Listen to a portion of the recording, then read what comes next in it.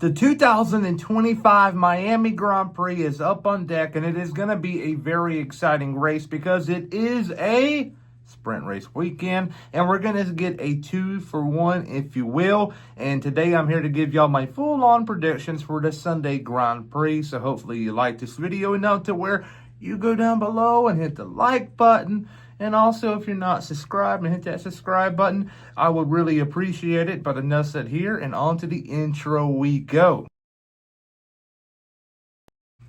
Alrighty here. I hate to be a Debbie Downer, but the Miami Grand Prix, when you got Imola, when you got Monaco, this upcoming stretch of races is going to be very painful to watch. Is that the best way to word it? I'm just not a big fan of these three tracks. I don't think they put on the best racing product.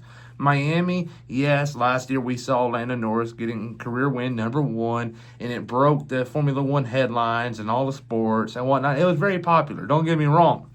But the racing product hasn't been good at all in Miami, and I just don't got high hopes for the Grand Prix. Even obviously Imola is hard to pass there, one DRS zone, and a DRS train will form, especially this year, just because of how close each team is and how tight the midfield is. So it's going to be very interesting in qualifying, but the race, no. In Monaco, we obviously know qualifying is the Grand Prix practically. If you qualify in the front row, you're going to finish either first or second. No, it's in between.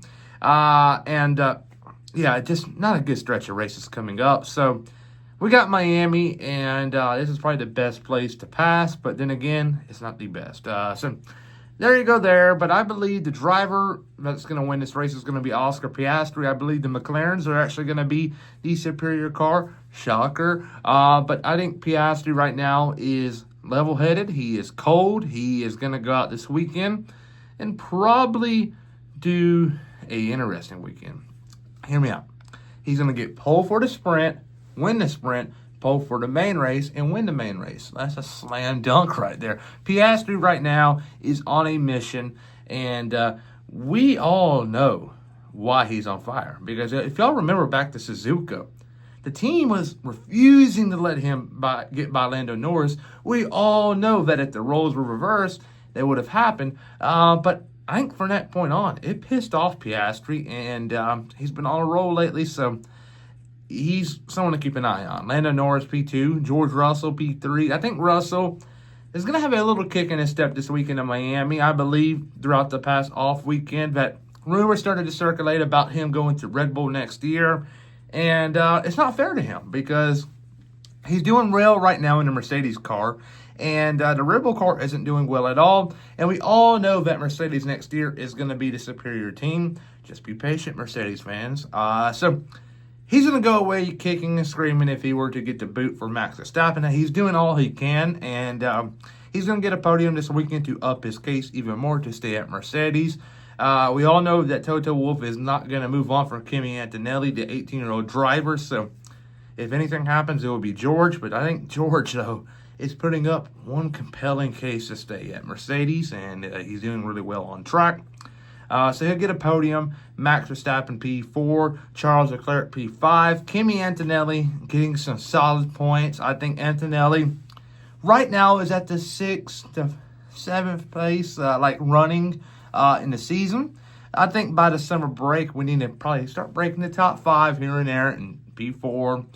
We all know the P4 in Melbourne was a very big deal, but it had a lot of luck on its side, and obviously in Formula 1 you need a little bit of luck, but it was insane. But yeah, I wouldn't expect some podiums from Antonelli until maybe the back half of the year towards like the North America part of the schedule and South America part, if you will. I would say around the Austin Grand Prix is when we should expect Antonelli to be fighting for podiums if he's given the car to do so, which I believe Mercedes will have the car to do so. Already there, moving on, Carlos Sainz will beat Lewis Hamilton, who will finish behind him. I think Hamilton just on a struggle. He's just had a piss poor season outside of the Chinese sprint race. I'm not expecting much from him, and he's going to struggle this weekend compared to his teammate. Pierre Gasly and Liam Lawson will be scoring points. And I think the big flop this weekend is going to be Yuki Tsunoda. he is going to wreck out again and finish dead last. And if he does this, boy, it is going to be very interesting because we do have another bye week before the European leg kicks off. We got Imola, Monaco, Spain. Then we go back to Canada.